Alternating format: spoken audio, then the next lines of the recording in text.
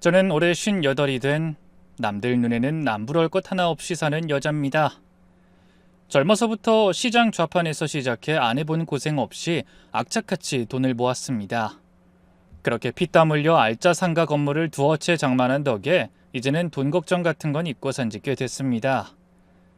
매달 꼬박꼬박 들어오는 월세만 해도 웬만한 대기업 사장 부럽지 않았으니까요. 그런 제 곁에는 늘 그림자처럼 저를 챙겨주는 다정한 남편이 있었습니다. 불과 몇 년 전 저희 결혼기념일에 남편이 했던 말이 아직도 생생합니다. 비싼 레스토랑에서 제 손을 꼭 잡고 말했었죠. 영수가, 당신이 평생 고생해서 이룬 거 내가 먼지 하나 안 묻게 지켜줄게.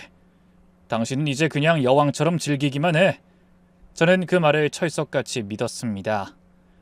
아침마다 제 건강을 생각한다며 직접 갈아주는 해독 주스 한 잔에 고단한 제 어깨를 주물러주는 손길에 남편의 사랑을 의심할 틈이 없었습니다. 딸아이 은지에게도 늘 친구 같은 좋은 아빠였고요. 그래서 저는 제가 세상에서 가장 행복한 아내이자 엄마라고 단 한순간도 의심하지 않고 살았습니다. 그 인간의 다정한 미소 뒤에 제 재산을 노리는 시커먼 속내와 역겨운 배신이 숨겨져 있을 거라고는 꿈에도 생각하지 못했던 겁니다. 지금 돌이켜보면 이상한 낌새가 한두 번이 아니었습니다. 남편은 언젠가부터 제 재산에 부쩍 관심을 보이기 시작했습니다. 어느 날 저녁에는 와인까지 한 잔 따라주며 슬쩍 말을 꺼내더군요. 여보, 우리 정자동 상가 말이야. 요즘 값이 천정부지로 올랐다는데 이참에 팔아서 강남의 더 알짜배기 꼬마 빌딩으로 옮겨 타는 건 어때? 내가 아는 부동산 소장이 있는데 지금이 최고가로 팔 절호의 기회래. 이 소위 말하는 분산 투자라고 하잖아. 한 군데 몰빵하는 것보다 강남이랑 여기랑 나눠두는 게 더 안정적이라는 거지. 저는 순간 마음이 서늘해졌습니다. 평생 돈 관리 한번 제대로 해본 적 없는 사람이 분산 투자와 같은 어울리지도 않는 말을 입에 올리는 것부터가 어색했기 때문입니다. 저는 단칼에 잘라 말했습니다. 그 건물은 우리 은지 시집 갈 때 물려줄 재산이고 우리 노후 자금이야. 모르는 분야에 함부로 투자했다가 이자도 못 내는 사람 여럿 봤어. 황금알을 낳는 거위를 왜 배를 갈라. 그냥 이대로 두는 게 제일 안전하지. 남편은 금세 표정을 바꾸며 하긴 뭐 당신 말이 맞지.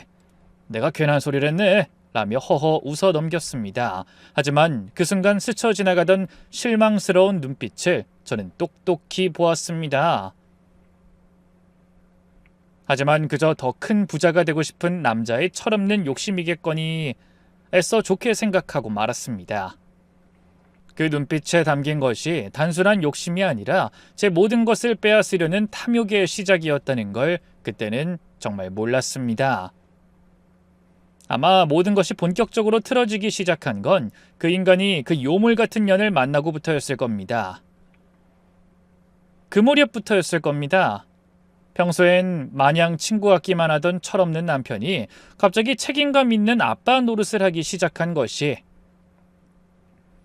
28인 저희 딸 은지는 20 후반이 되고서 살이 급격하게 쪘다며 퇴근 후에 몸매 관리를 한답시고 요가 학원을 다니고 있었습니다.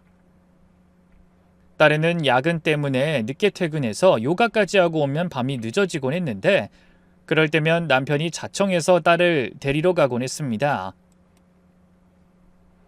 피곤할 텐데 쉬라고 해도 밤길이 위험한데 어떻게 딸을 혼자 오게 하냐며 손사래를 치더군요. 어느 날은 제가 마침 시간이 비어서 오늘은 내가 은지 데리러 갈게 라고 했더니 남편이 정색을 하며 막아서는 겁니다. 아이고, 당신은 밤눈도 어두운데 운전 험하게 해서 안 돼. 은지는 내가 안전하게 모셔야지. 은지가 피곤하다며 한두 번 빠지려 할 때면 아빠가 편하게 데려다 줄 테니 꾸준히 다녀야지. 여자는 몸매가 재산이야. 라며 딸을 살살 구슬리기도 했습니다. 저는 그런 남편의 모습이 마냥 흐뭇했습니다. 딸을 위하는 지극한 마음인 줄만 철석같이 믿었습니다. 하지만 그 인간의 진짜 목적은 따로 있었습니다. 바로 딸을 핑계로 그 요가 학원의 젊은 강사년과 눈이 맞았던 겁니다. 저와 딸의 눈을 피해 그년과 낄낄대며 차를 마시고 밥을 먹는 역겨운 짓거리를 하고 있었다는 사실을 저만 까맣게 모르고 있었던 겁니다.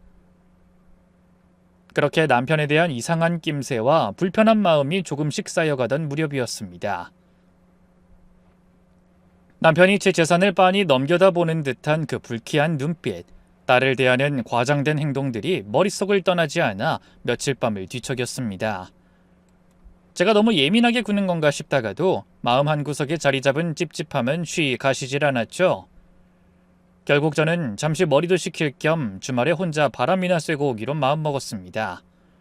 제가 평소 가장 즐겨하던 것이 바로 강원도 쪽으로 혼자 드라이브를 다녀오는 것이었습니다. 남편에게 주말에 혼자 여행을 다녀오겠다고 말을 꺼냈습니다. 예전 같았으면 위험하게 어딜 혼자 가려고 그래? 내가 같이 가줄게 라고 말이라도 그렇게 꺼냈을 사람이 그날따라 웬일로 제 등을 떠밀었습니다. 그래, 아주 잘 생각했어. 당신 요즘 머리 아픈 일도 많았는데 이참에 훌쩍 다녀와. 거기 가면 새로 생긴 유명한 찻집이 있다던데 꼭 들러봐. 가서 맛있는 것도 먹고 좋은 공기도 쐬고 아무 걱정 말고 푹 쉬다 와. 남편은 제 여행 가방을 챙기는 것을 도우며 연신 싱글벙글이었습니다.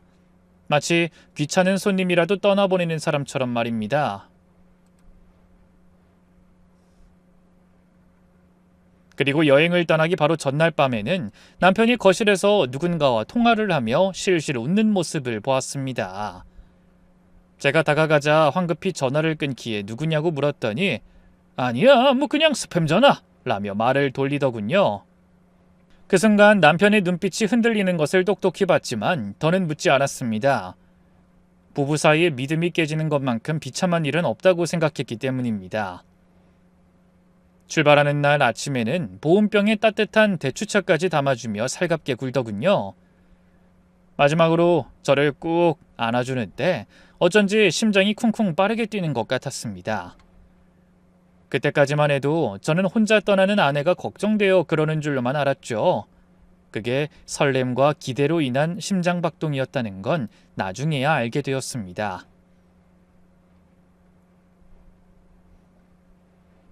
운전하다가 졸리면 꼭 휴게소에서 쉬고, 알았지? 도착하면 바로 전화하고. 남편은 차에 오르는 제 손을 꼭 잡아주며 신신당부를 했습니다.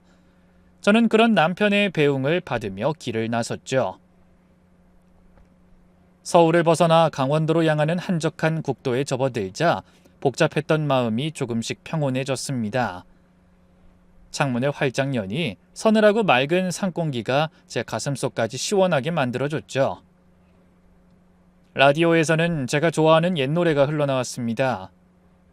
옥탑방 단칸방에서 라면 하나를 나눠 먹으며 살던 젊은 시절, 남편과 함께 자주 듣던 노래였습니다. 그래, 그 고생을 같이 한 사람인데 내가 무슨 부귀영화를 더 누리겠다고 남편을 의심했나? 저는 노래를 흥얼거리며 생각했습니다. 남편에게 괜히 미안해져 돌아가면 더 잘해줘야겠다고 다짐까지 했습니다. 그때까지만 해도 저는 몰랐습니다. 제가 지금 달리고 있는 이 평온한 길이 제 인생을 통째로 집어삼킬 지옥으로 향하는 마지막 길이 될 줄은요. 그리고 제 죽음을 누구보다 바람하지 않던 악마가 바로 제 남편이었다는 끔찍한 진실을 말입니다. 그렇게 저는 아무것도 모른 채 제 발로 죽음의 문턱을 향해 달려가고 있었습니다. 한참을 그렇게 기분 좋게 달렸을까요? 강원도 깊은 산골로 접어들자 화창하던 하늘이 순식간에 시커먼 먹구름으로 뒤덮이기 시작했습니다. 약속이라도 한 듯 차 앞 유리에 굵은 빗방울이 후두둑 떨어지더군요. 처음에는 금방 그치려니 했던 비는 산을 넘을수록 앞이 보이지 않을 정도의 장대비로 변했습니다. 와이퍼를 가장 빠르게 움직여봐도 쏟아지는 빗줄기 때문에 시야를 확보하기가 어려웠습니다. 불안한 마음에 속도를 줄이고 조심조심 운전을 이어갔습니다. 꼬불꼬불한 산길은 초행길이나 다름없었고 낡은 가드레일은 금방이라도 부서질 것처럼 위태로워 보였습니다. 그때였습니다. 내리막 급커브 길을 거의 다 돌았다고 생각한 순간 빗물에 젖은 타이어가 헛도는 끔찍한 느낌이 온몸으로 전해졌습니다. 제가 소리를 지를 틈도 없이 차는 제 의지와는 아무 상관없이 빙글 돌며 미끄러지기 시작했습니다. 핸들을 꺾어보려 안간힘을 썼지만 소용없었죠. 끼익하는 날카로운 쇳소리와 함께 차는 결국 도로 옆 낡은 가드레일을 들이받고 말았습니다. 쿵 하는 엄청난 충격과 함께 종이장처럼 구겨진 가드레일이 뜯겨져 나가는 것이 슬로우 모션처럼 보였습니다. 그리고 다음 순간 제 몸은 허공에 붕 뜬 채 차와 함께 수십 미터 낭떠러지 아래로 곤두박질치기 시작했습니다. 하늘과 땅이 미친 듯이 뒤집혔죠. 차창 밖으로 시커먼 나무와 흙더미, 뒹구는 돌멩이들이 스쳐 지나갔습니다. 쿵쿵! 차가 비탈길을 구를 때마다 제 몸은 이리저리 내동댕이 쳐졌습니다. 안전벨트가 어깨를 파고들었고 머리를 어딘가에 세게 부딪혔는지 눈앞에서 불꽃이 번쩍 튀었습니다. 얼마나 굴렀을까요? 마침내 거대한 나무를 들이받고 차가 멈춰섰습니다. 찌그러진 차체에 온몸이 짓눌려 숨조차 제대로 쉴 수가 없었습니다. 고통 속에서 겨우 정신을 차리려 애쓰던 그때 제 운전석 쪽 문이 충격으로 너덜너덜하게 뜯겨져 나간 것을 발견했습니다. 그리고 마지막 충격이 한 번 더 제 몸을 덮쳤죠. 덜컹하는 소리와 함께 저는 뜯겨나간 문틈으로 짐짝처럼 차 밖으로 내던져졌습니다. 질퍽한 흙바닥에 처박히며 정신을 잃기 직전 저는 보고야 말았습니다. 제가 타고 있던 차에서 시커먼 연기가 피어오르더니 이내 펑 하는 소리와 함께 거대한 불길에 휩싸이는 끔찍한 광경을요. 뜨거운 열기가 멀리 떨어진 제게도 느껴졌습니다.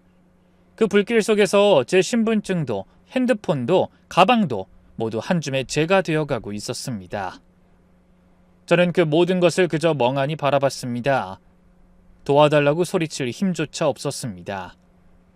부러진 다리의 고통과 머리에서 흐르는 피, 그리고 눈앞의 끔찍한 광경에 제 의식은 점점 희미해져 갔습니다. 은지야, 여보. 가족들의 얼굴을 떠올리며 저는 그렇게 어둠 속으로 까맣게 빠져들었습니다. 그것이 그 사고 현장에서의 제 마지막 기억이었습니다. 제가 차가운 흙바닥 위에서 의식의 끈을 놓아버린 사이 세상은 아주 빠르게 그리고 너무나도 무심하게 저를 지워나가고 있었습니다. 제가 다시 눈을 뜨고 훗날 딸아이에게 모든 이야기를 전해 듣기 전까지 저는 알지 못했습니다. 제 영정사진 앞에서 제 남편이라는 자가 얼마나 역겨운 악어의 눈물을 흘렸는지를요. 제가 정신을 잃고 난 다음 날 아침, 지나가던 등산객이 낭떠러지 아래에 끔찍한 사고 현장을 발견해 경찰에 신고했다고 합니다. 경찰과 구조대가 현장을 수습했지만 이미 모든 것은 한 줌의 재가 되어버린 후였습니다. 뼈대만 앙상하게 남은 차는 형체를 알아볼 수 없었고 그 안에서는 불에 탄 제 소지품 몇 개만이 발견되었을 뿐이었습니다. 그을린 차량 번호판으로 차 주인이 저라는 사실이 밝혀졌고 경찰은 제가 차 안에서 빠져나오지 못하고 그대로 사망했다는 결론을 내렸습니다.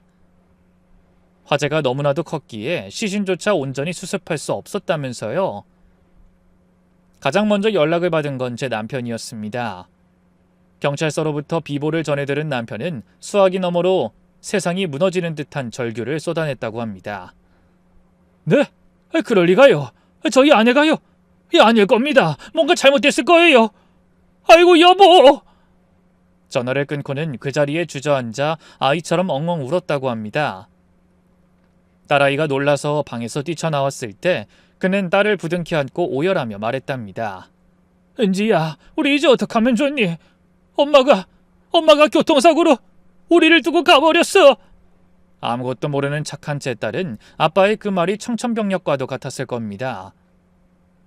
아빠와 딸은 서로를 부둥켜 안고 한참을 울었다고 합니다. 나중에 딸애가 그러더군요.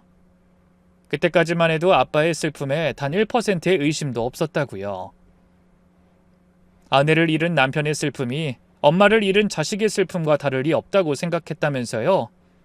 그게 다 피눈물 나는 연기였다는 걸 제 딸은 꿈에도 몰랐던 겁니다.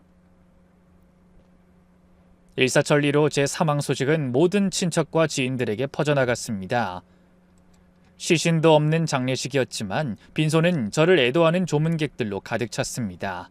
그리고 그 빈소의 상주 자리는 제 남편이 아주 훌륭하게 지켜냈습니다. 며칠 밤을 꼬박 세운 사람처럼 퀭한 눈으로 다리에 힘이 풀린 듯 휘청거리면서도 찾아오는 조문객들의 손을 일일이 맞잡고 눈물을 글썽였습니다. 아이고, 얼마나 상심이 큰가. 기운 내게 산 사람은 살아야지. 형님, 재수씨가 이렇게 갑자기. 은지 생각해서라도 마음 굳게 먹으셔야 합니다. 사람들의 위로가 쏟아질 때마다 남편은 제가 죄인입니다. 제가 아내를 잘 보살폈어야 했는데 라며 가슴을 치며 통곡했다고 합니다. 제 손으로 번 돈으로 차려진 제 장례식장에서 제 남편이라는 작자는 그렇게 세상 가장 비통한 표정으로 사람들의 동정을 한몸에 받고 있었습니다. 하지만 그 와중에도 이상한 점은 있었다고 합니다. 슬픔에 빠져있던 딸아이의 눈에 아빠의 기이한 행동이 몇 번 목격된 거죠.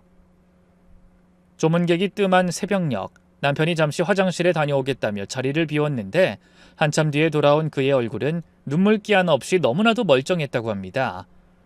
그러다 딸과 눈이 마주치자 마치 연극배우가 배역에 몰입하듯 갑자기 얼굴을 구기며 다시 흐느끼기 시작했다더군요.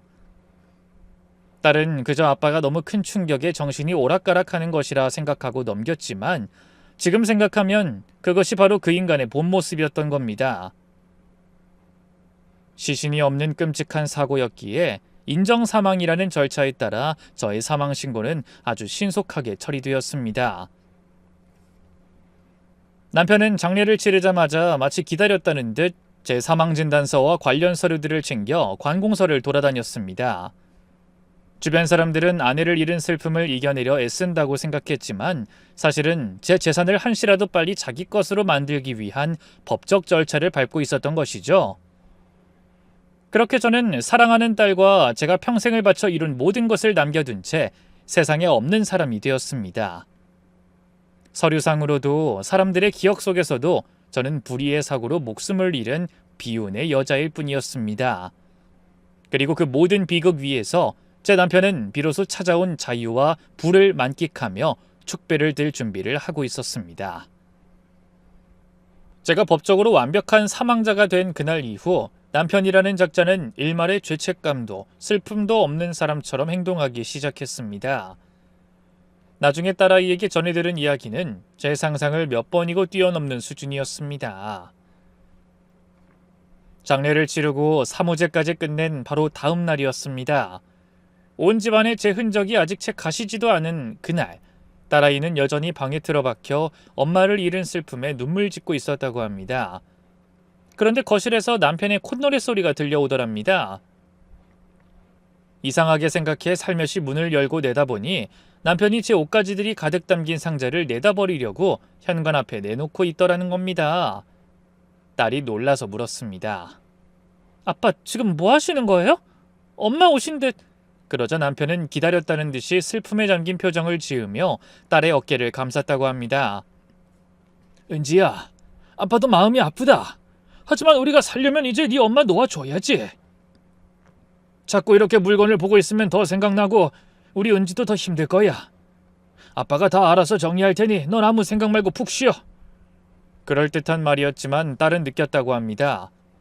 아빠의 말투에는 슬픔이 아니라 묵은 짐을 치워버리는 듯한 후련함이 담겨 있었다는 것을요. 제가 아끼던 옷과 가방, 물건들이 그날 전부 쓰레기처럼 집 밖으로 내쳐졌습니다. 그 빈자리에는 곧 상간녀의 물건들이 채워질 예정이었겠죠. 그리고 며칠 뒤, 제 49제도 지나지 않은 어느 날 밤이었습니다. 남편은 딸에게 장례식 때 고생해준 고마운 친구들이 몇 명 있는데 저녁이나 한 끼 대접해야 할 것 같다며 잠시 자리를 비켜달라고 부탁했습니다. 엄마의 빈자리가 너무 커서 힘들어하던 딸은 마침 친구 집에 가 있겠다며 집을 나섰습니다. 아빠가 고마운 분들에게 인사하는 자리라고 하니 착한 딸은 아무 의심도 하지 않았던 겁니다. 하지만 그날 밤 귀가가 너무 늦어지면 아빠가 걱정할까 싶어 밤늦게 집으로 돌아온 딸은 현관문 앞에 서서 자신의 귀를 의심해야만 했습니다. 집안에서는 신나는 최신 유행가가 흘러나오고 여러 남녀가 뒤섞여 웃고 떠드는 소리가 담장을 넘어 새어나오고 있었습니다. 딸은 내가 집을 잘못 찾아왔나? 하는 생각에 문패를 다시 확인하기까지 했다고 합니다. 차마 비밀번호를 누르고 들어갈 용기가 나지 않았던 딸은 홀린 것처럼 집 옆마당으로 발걸음을 옮겼습니다. 그리고 거실 창문 아래에 몸을 숨겼습니다. 다행히도 집안의 담배 연기를 빼기 위해 창문이 한 뼘 정도 열려 있었습니다. 그 열린 틈으로 끔찍한 광경이 딸의 눈에 들어왔습니다. 거실에는 남편의 친구라는 사람들이 상간녀인 요가 강사와 함께 술판을 벌이고 있었습니다. 집안은 온통 술 냄새와 담배 연기로 자욱했고 제사상에나 올릴 법한 문어와 전이 술안주가 되어 널브러져 있었습니다. 그리고 바로 그 중심에 얼굴이 벌겋게 달아오른 제 남편이 있었습니다. 상간녀를 자신의 옆자리에 딱 붙여 앉힌 채로 말입니다. 상간녀는 제 영정사진이 놓여있던 자리를 손가락으로 가리키며 역겹다는 듯이 말했습니다. 자기야, 이제 저 지긋지긋한 여자 사진 좀 치우면 안 돼? 볼 때마다 재수없단 말이야. 그러자 남편은 기다렸다는 듯이 제 영정사진을 들어 바닥에 뒤집어 놓으며 소리쳤습니다.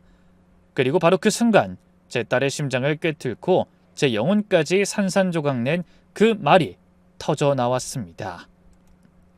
그래, 오늘 내가 다 쏜다. 걱정들 마라. 내 마누라 시원하게 뒤져주셨거든. 이제 이 모든 게 다 내 거야. 자, 우리 마누라 가는 길 잘 가라고 다 같이 건배! 건배 하는 소리와 함께 술잔이 부딪히는 소리, 사람들의 환호와 박수 소리가 터져 나왔습니다. 딸은 그 자리에 주저앉아 소리 없이 눈물을 쏟아냈습니다.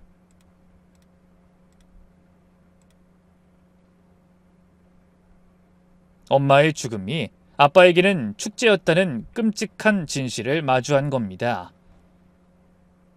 제가 평생을 바쳐 이룬 그 집에서 제가 고른 가구와 집기들 위해서 저와 죽음을 기뻐하는 역겨운 파티가 벌어지고 있었던 겁니다. 그 이야기를 나중에 딸에게 전해 듣는 순간 제 마음속에서 무언가가 뚝 하고 부러졌습니다.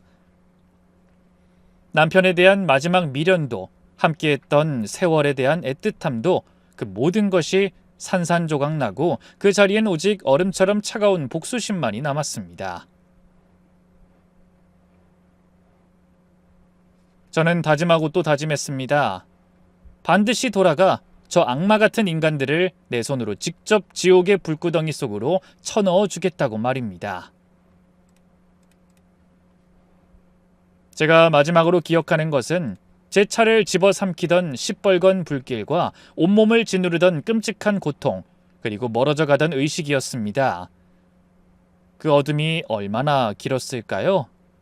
제가 다시 눈을 떴을 때 제 눈에 들어온 것은 병원의 새하얀 천장이 아니었습니다. 거칠게 깎아 만든 석가래가 그대로 드러난 낯선 흙집의 천장이었습니다.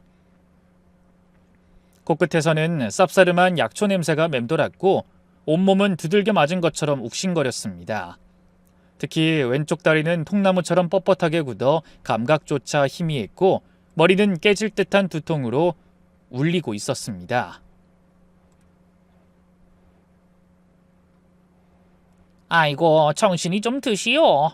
제 옆에서 들려오는 목소리에 힘겹게 고개를 돌리자 인자한 인상의 할머니 한 분이 제 이마에 물수건을 갈아주고 있었습니다.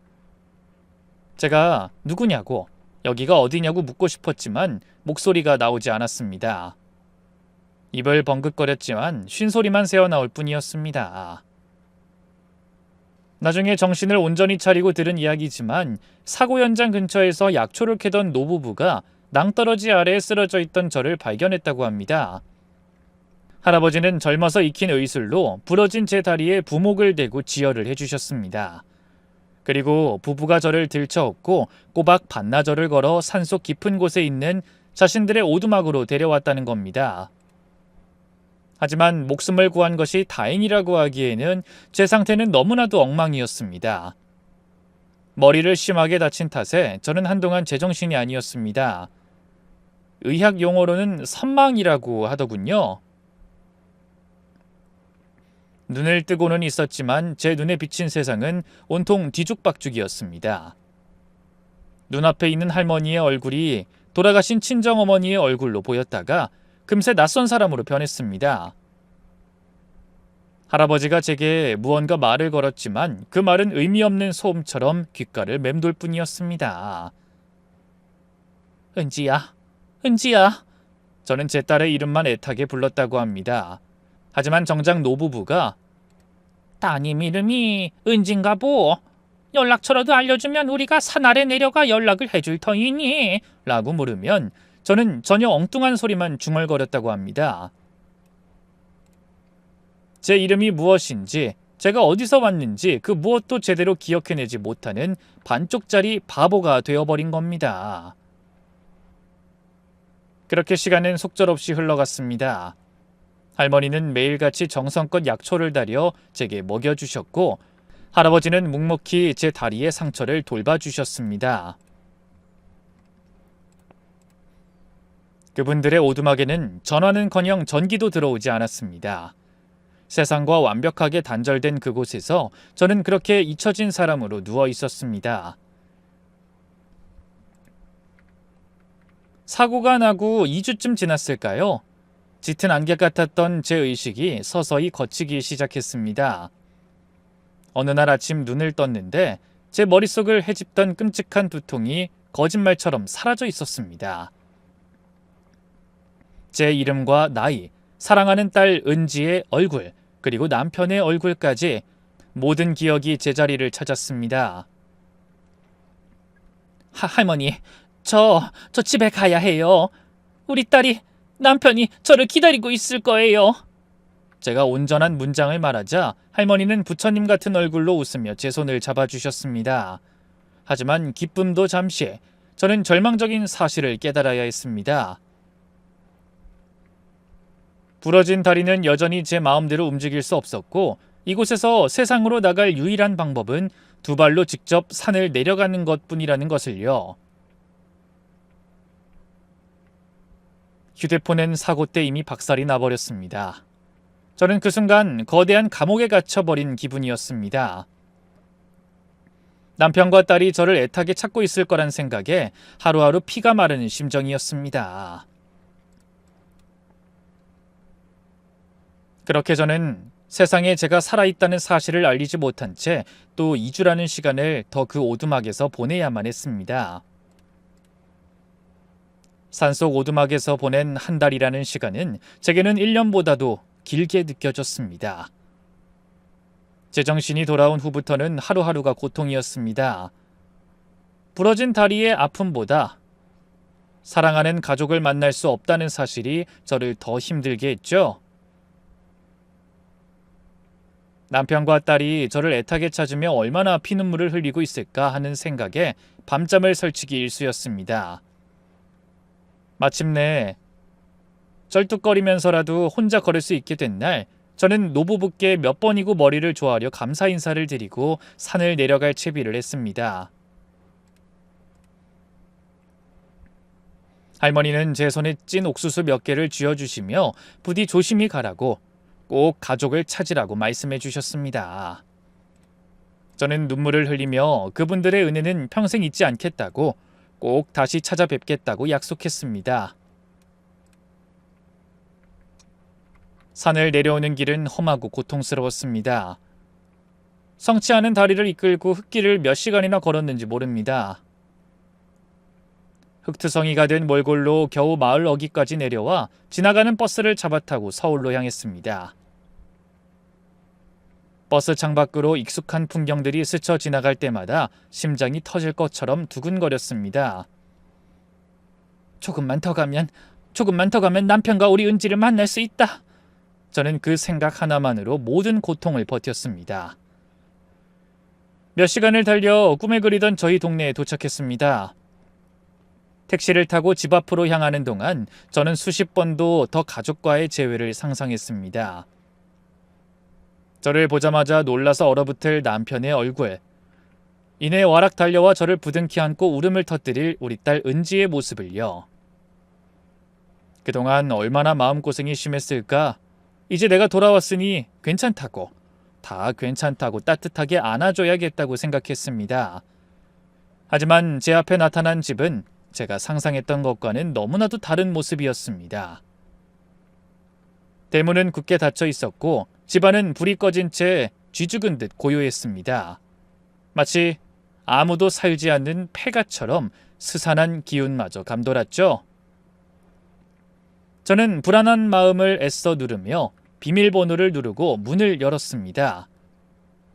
여보, 은지야, 나왔어! 아무도 없는 것을 알면서도 저는 혹시나 하는 마음에 가족들을 불렀습니다.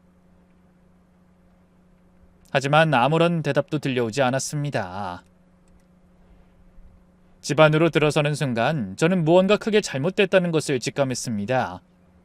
익숙해야 할 집이 너무나도 낯설게 느껴졌기 때문입니다.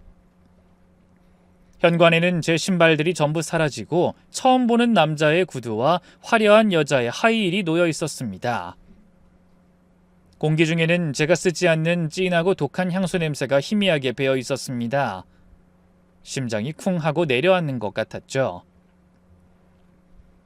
떨리는 발걸음으로 거실로 들어선 순간 저는 제 눈앞에 놓인 것을 보고 그대로 얼어붙고 말았습니다. 거실 한가운데 가족 사진이 놓여있던 장식장 위에 믿을 수 없는 것이 놓여 있었습니다. 제 사진이었습니다. 제가 몇 년 전 환갑잔치 때 곱게 한복을 차려입고 찍었던 그 사진이 차가운 액자 속에 갇혀 저를 바라보고 있었습니다. 그리고 그 액자에는 섬뜩한 검은 리본이 둘러져 있었습니다. 이게 뭐야? 저는 헛웃음을 터뜨렸습니다. 이게 뭐지? 누가 이런 끔찍한 장난을... 저는 홀린 듯 액자로 다가가 손을 뻗었습니다.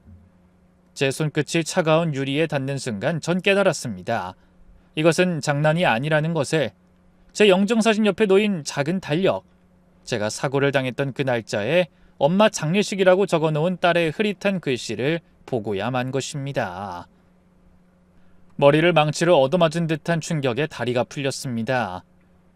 사고, 불길, 그리고 한 달이라는 시간, 모든 조각들이 한꺼번에 머릿속에 맞춰졌습니다.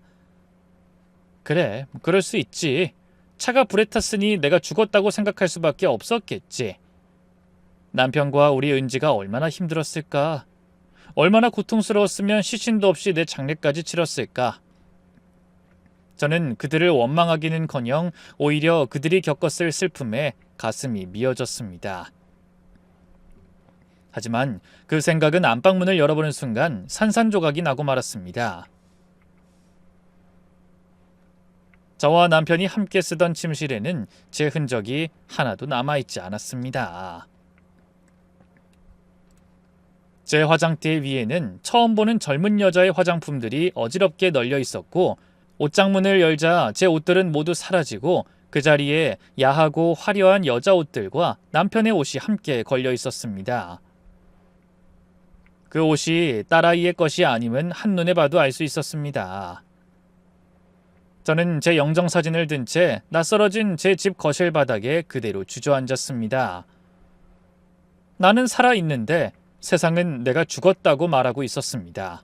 아니, 그보다 더 끔찍한 것은 내 남편이 나의 죽음을 슬퍼하긴커녕 정체 모를 다른 여자의 흔적들로 내 집을 채워놨다는 끔찍한 현실이었습니다.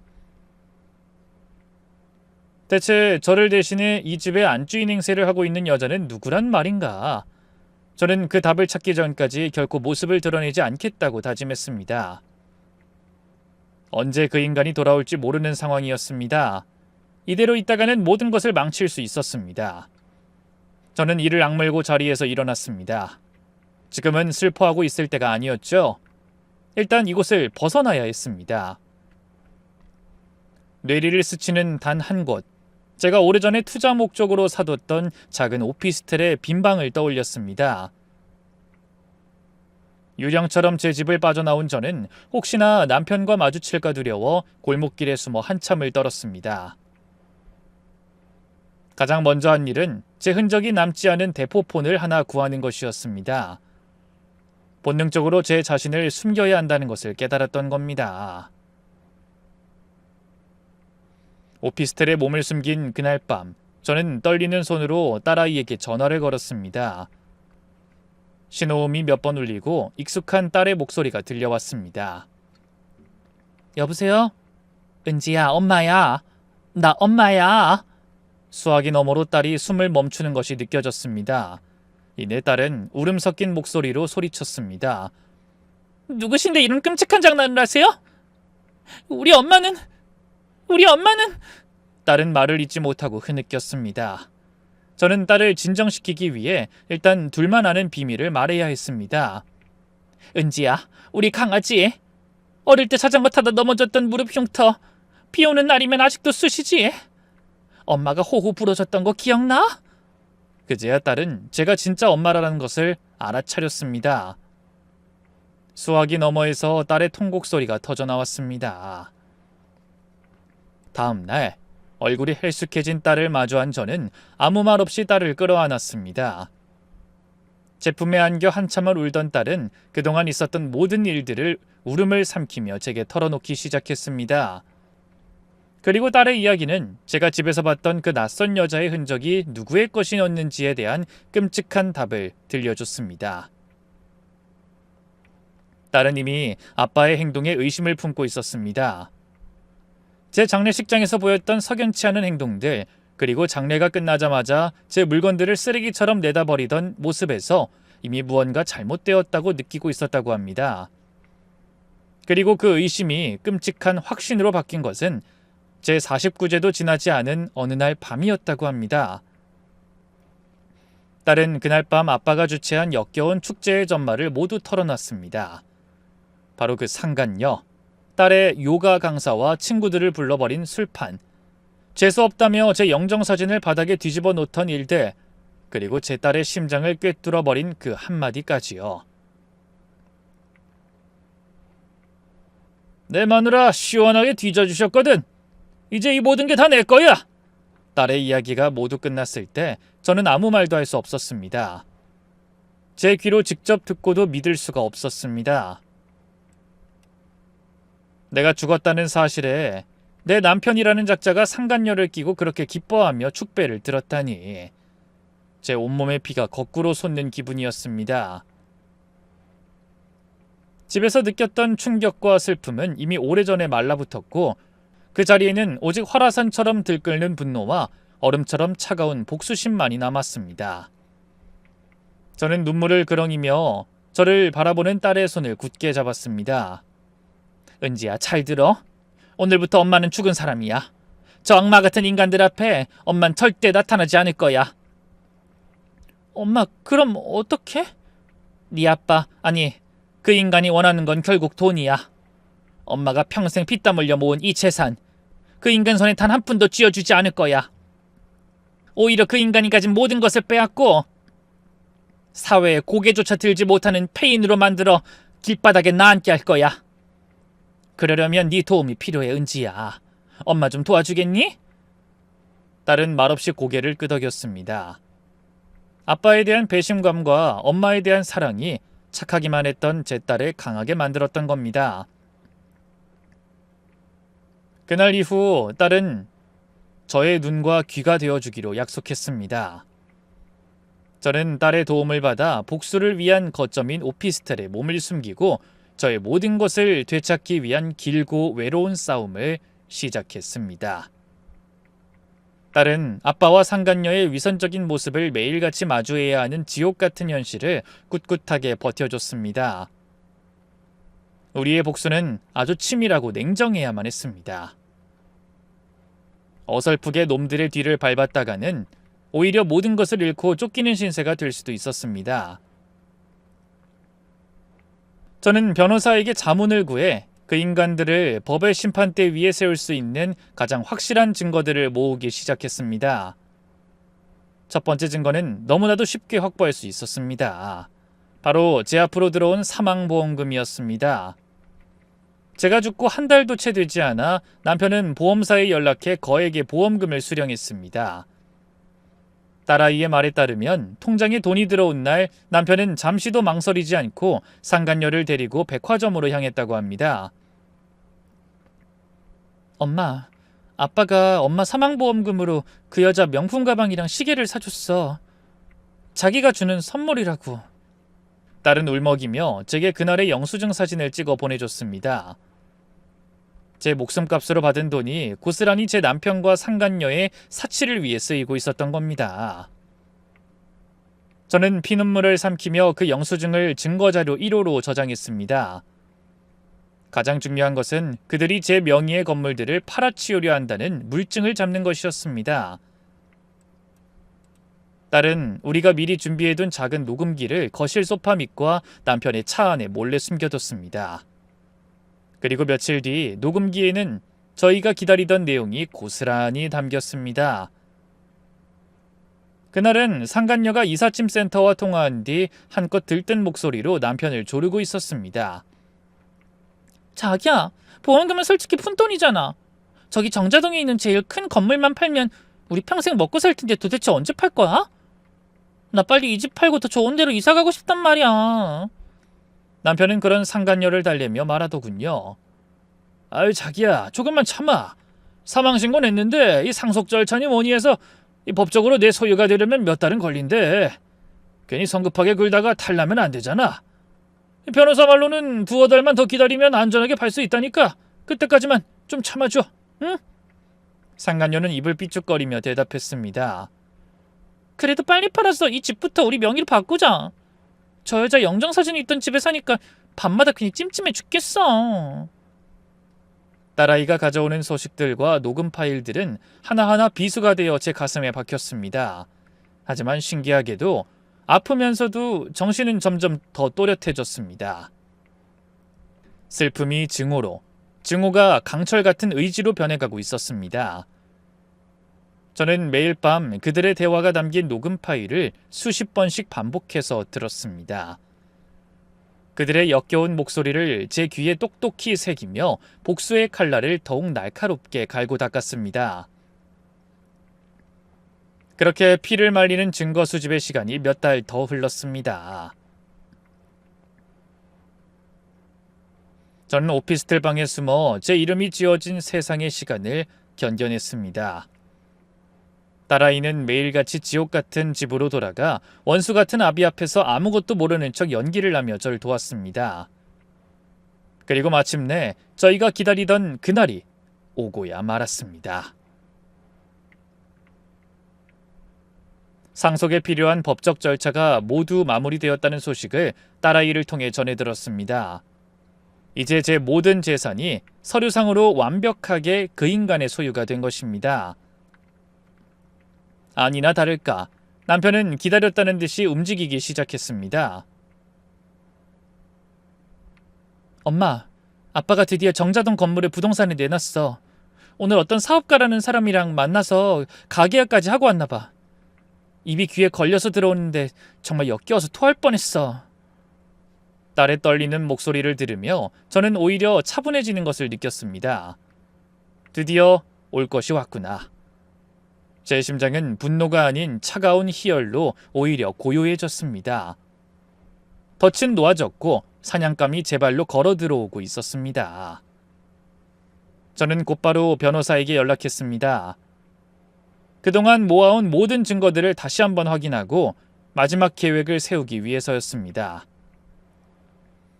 변호사는 계약이 이루어지는 현장을 덮치는 것이 가장 확실한 방법이라고 말했습니다. 남편분께서 건물 매매 계약서에 도장을 찍고 매수자로부터 계약금이든 잔금이든 돈이 넘어가는 순간을 잡아야 합니다. 돈이 넘어가기 전에 사기 미수 현행범으로 체포해야 빼돌린 돈을 찾는 골치 아픈 과정 없이 모든 것을 제자리로 돌릴 수 있습니다. 사회적으로도 완전히 매장시킬 수 있는 가장 확실한 방법이기도 하고요. 모든 것은 딸에게 달려 있었습니다. 딸은 며칠 뒤 아빠의 서재에서 계약서 파일을 몰래 사진으로 찍어 제게 보내왔습니다. 계약 날짜, 시간, 그리고 장소까지 수십억짜리 건물을 팔아치운다는 생각에 잔뜩 들떠있던 남편은 딸이 자신의 뒤에서 칼을 갈고 있다는 사실은 꿈에도 눈치채지 못했습니다. 결전의 날은 손살같이 다가왔습니다. 계약 전날 밤 저는 몇 달 만에 처음으로 거울 앞에 섰습니다. 거울 속에는 제가 알던 저의 모습은 없었습니다. 짧은 시간 동안 고생한 탓에 깡마르고 눈빛은 슬픔 대신 도끼만이 서려 있는 낯선 여자가 서 있을 뿐이었습니다. 저는 제 자신에게 속삭였습니다. 영수가, 내일이면 다 끝난다. 조금만 더 버티자. 그날 밤 딸아이가 마지막으로 저를 찾아왔습니다. 딸은 제 손을 꼭 잡으며 말했습니다. 엄마, 떨려? 아니, 하나도. 그냥 모든 걸 제자리로 돌려놓고 싶을 뿐이야. 걱정 마, 엄마. 내가 엄마 옆에 꼭 붙어 있을게. 어느새 훌쩍 더 커버린 듯한 딸의 눈에는 저와 같은 강철 같은 의지가 담겨 있었습니다. 우리는 말없이 서로를 부둥켜 안았습니다. 그것은 복수를 앞둔 모녀의 비장한 의식이었습니다.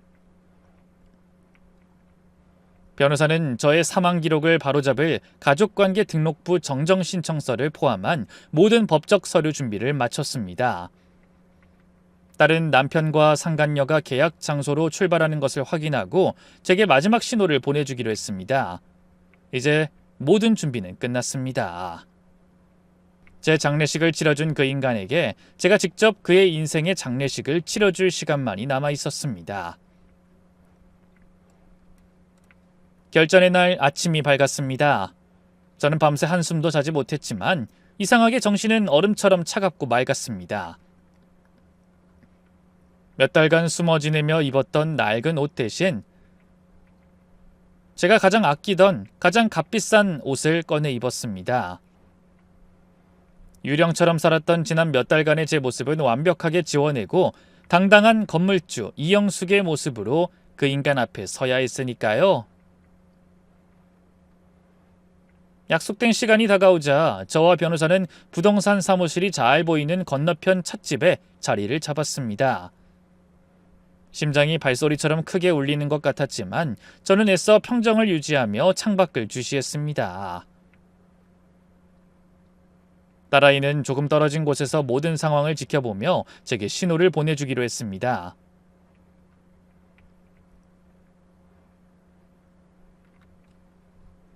얼마 지나지 않아 부동산 사무실 앞에 번쩍이는 외제차 한 대가 멈춰 섰습니다.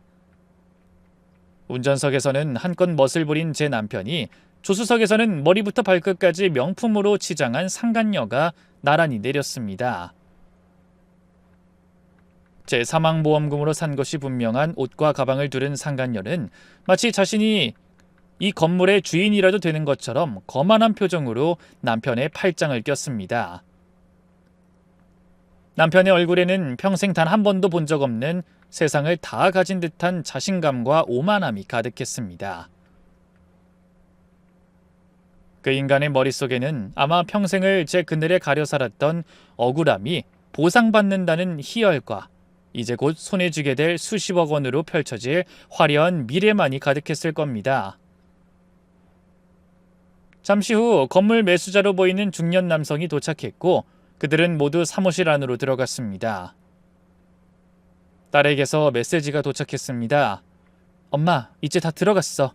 계약서 꺼내는 것 같아. 제 심장이 쿵 하고 내려앉았습니다. 변호사가 제 손을 가볍게 쥐며 말했습니다. 이제 곧입니다. 따님에게서 신호가 오면 저와 함께 들어가시면 됩니다. 절대 흥분하지 마시고 제가 알려드린 대로만 말씀하시면 됩니다. 저는 말없이 고개를 끄덕였습니다. 창문 너머로 보이는 부동산 사무실 안은 화기애애한 분위기인 듯 했습니다. 남편은 뭐가 그리 좋은지 연신 큰 소리로 웃으며 손짓을 섞어 무언가 설명하고 있었습니다. 평생 남 앞에서 나서서 제대로 말 한마디 못하던 사람이 마치 자기가 수십억 원짜리 빌딩을 세운 유능한 사업가라도 된 것처럼 말입니다. 상간녀는 그런 남편이 자랑스럽다는 듯 애정이 뚝뚝 묻어나는 눈빛으로 그를 바라보며 연신 고개를 끄덕였습니다. 그들의 역겨운 연극을 보고 있자니 속에서 천불이 들끓었습니다. 제 젊음과 피와 땀이 고스란히 담겨있는 저 건물이 이제 저 원수 같은 인간들의 손에 넘어갈 기로에 서 있었습니다. 그때였습니다. 제 휴대폰이 짧게 울렸습니다. 딸에게서 온 마지막 신호였죠. 엄마, 지금이야. 아빠가 도장 찍으려고 해. 저와 변호사는 자리에서 일어났습니다. 저는 그 어느 때보다도 맑은 정신으로 한 걸음 한 걸음 부동산 사무실을 향해 걸어갔습니다. 사무실 안에서는 부동산 중개인이 계약서의 마지막 조항을 낭독하는 소리가 들려왔습니다. 모든 설명이 끝나고 중개인이 남편에게 인감도장을 요청했습니다. 이제 이쪽에 날인만 하시면 모든 절차가 끝납니다, 사장님. 사장님이라는 소리에 남편의 입이 귀에 걸리는 것이 여기까지 느껴지는 듯 했습니다. 남편은 기다렸다는 듯이 가방에서 제 인감도장이 담긴 도장집을 꺼냈습니다. 상간녀는 기대에 가득 찬 눈으로 남편의 손만 뚫어져라 쳐다보고 있었죠. 남편은 제 인감도장을 손에 쥐고 붉은 인주를 듬뿍 묻혔습니다. 그리고 희열에 가득 찬 미소를 지으며 계약서 위 매도인 이영숙 이름 옆으로 도장을 가져갔습니다. 이제 곧 제 모든 것이 완벽하게 그의 것이 되는 남편 인생 최고의 순간이었습니다. 바로 그때 저는 소리 없이 부동산 사무실의 문을 열고 안으로 들어섰습니다. 그 순간 방 안에 있던 모든 사람들의 시선이 약속이라도 한 듯 제게로 꽂혔습니다. 저는 다른 곳은 보지도 않고 테이블 상석에 앉아있던 제 남편을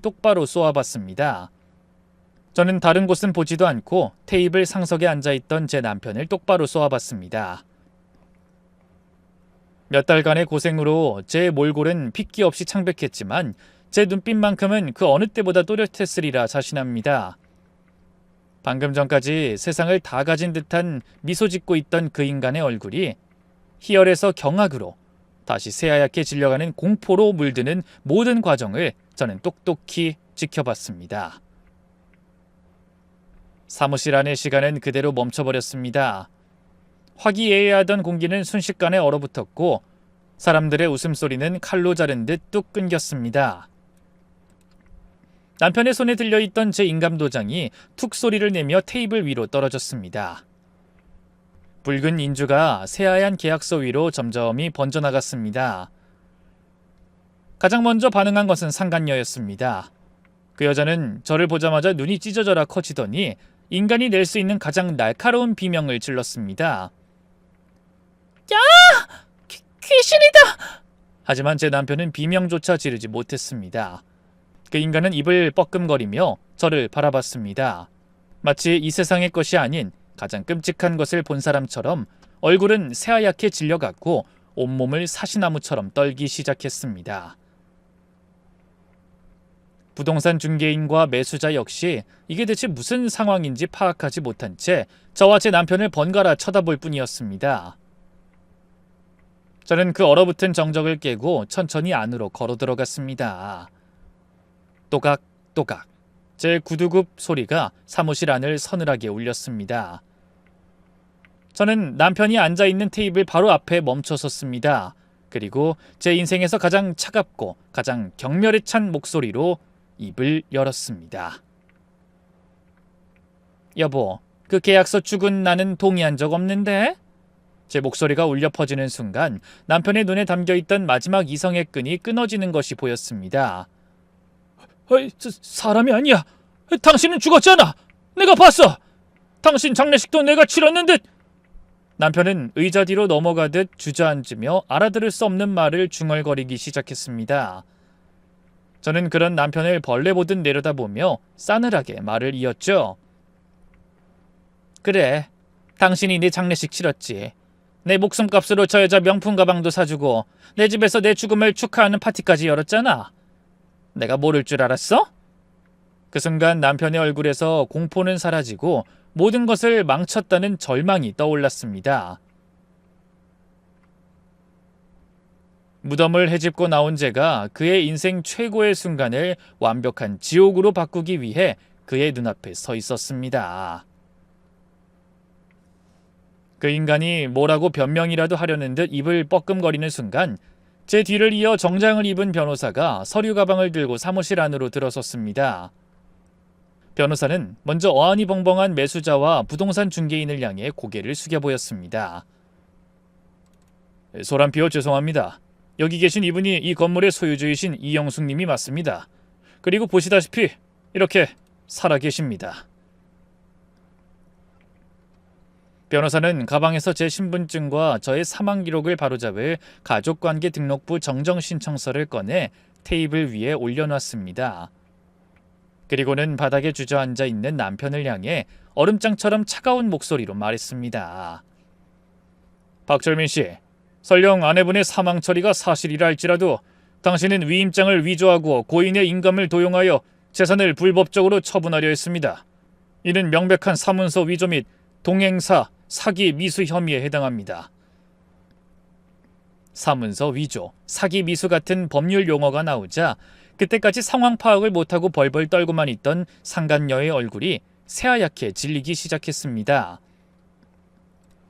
단순한 불륜이 아니라 자기가 끔찍한 범죄의 공범이 되었다는 사실을 그제야 깨달은 겁니다. 변호사는 멈추지 않고 가방에서 또 다른 서류 뭉치와 녹음기를 꺼냈습니다. 또한 박철미 씨는 이영숙 대표님의 사망보험금을 불법적으로 유용하여 내연 관계에 있는 최미영 씨에게 고가의 선물을 하는 등 횡령을 저질렀으며 두 사람이 재산 처분을 모의한 녹취 증거도 모두 확보된 상태입니다. 그 말이 끝나기 무섭게 상간녀는 갑자기 자리를 박차고 일어나 남편을 향해 손가락질하며 울부짖기 시작했습니다. 저는 아무것도 몰라요. 저 남자한테 속았어요. 이 남자가 자기가 곧 이 건물 주인이 될 거고 합법적인 상속 절차를 밟는 중이라고 했단 말이에요. 저는 정말 아무것도 몰라요. 상간녀는 순식간에 피해자로 돌변해 눈물 콧물을 쏟아내며 자신의 결백을 주장했습니다. 남편은 믿을 수 없다는 표정으로 상간녀를 바라봤습니다. 자신을 자기라 부르며 온갖 아양을 떨던 여자가 이제는 자기를 잡아먹을 듯이 노려보며 모든 죄를 뒤집어 씌우고 있었으니까요. 미영아, 네가 어떻게 나한테... 누가 미영이야, 이 사기꾼아! 저 좀 살려주세요. 전 정말 저 남자한테 속은 죄밖에 없어요. 바로 그때 변호사의 연락을 받고 대기하고 있던 경찰 2명이 사무실 안으로 들어왔습니다. 상간녀의 비참한 연극과 남편의 망연자실한 표정, 그 모든 아수라장의 한가운데로 경찰이 다가왔습니다. 박철미 씨, 사문서 위조 및 동행사, 사기 미수 혐의로 긴급 체포합니다. 변호사 선임할 수 있고 묵비권 행사할 수 있습니다. 차가운 쇠붙이 소리와 함께 남편의 손목에 수갑이 채워졌습니다. 남편은 아무런 저항도 하지 못했습니다. 아니, 할 기력조차 남아있지 않아 보였습니다. 죽은 줄로만 알았던 아내가 살아 돌아왔고 사랑을 속삭이던 상간녀에게 처참하게 버림받은 그의 얼굴엔 오직 공허한 절망만이 남아있었습니다.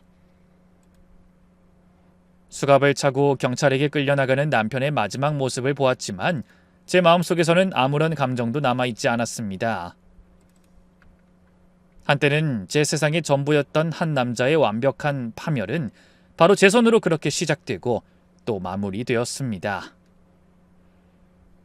그날 이후 모든 것은 제자리로 돌아오기 시작했습니다. 남편은 사문서 위조와 횡령, 사기 미수 등 여러 혐의가 모두 인정되어 결국 죗값을 치르게 되었습니다. 사랑하던 이들을 철저히 기만한 대가가 어떤 것인지를 그는 차가운 감옥 안에서 뼈저리게 느끼게 될 겁니다. 남편을 버리고 도망쳤던 상간녀 역시 제가 제기한 소송으로 인해 큰 대가를 치르고 그 동네에서 자취를 감췄다는 소식을 들었습니다. 저의 사망 기록은 가족관계 등록부 정정 신청을 통해 바로잡혔고 저는 서류상으로도 완벽하게 다시 살아있는 사람이 되었습니다. 남편이 팔아치우려 했던 제 모든 재산 역시 온전히 제 품으로 돌아왔습니다. 모든 것이 제자리를 찾았지만 저와 딸은 그 집에 더는 살 수 없었습니다. 그곳에는 너무나도 끔찍하고 역겨운 기억들이 얼룩처럼 남아 있었기 때문입니다. 저희는 그 집을 처분하고 우리의 상처가 닿지 않은 새로운 보금자리로 이사했습니다. 요즘 저는 다시 찾은 삶에서 딸과 함께 온전한 행복을 느끼며 살고 있습니다. 아침에 함께 장을 보고 저녁에는 소파에 나란히 앉아 재방송 드라마를 보며 웃고 떠드는 그런 평범한 일상 속에서 말입니다. 지옥 같은 시간을 보냈지만 그 덕분에 삶이 더욱 소중해졌습니다. 과거의 고통이 제게 남긴 건 상처만이 아니라 매일의 평범한 순간을 감사히 여길 줄 아는 마음이었습니다. 이제 저는 더 이상 불행 속에 머물지 않고 작은 웃음과 따뜻한 시간 속에서 새로운 내일을 살아가고 있습니다. 이제 제 인생의 주인은 그 누구도 아닌 바로 저 자신입니다. 저는 앞으로 제 딸과 함께 서로를 보듬으며 그 누구보다 행복하게 살아갈 겁니다. 제 길었던 사연 들어주셔서 감사합니다.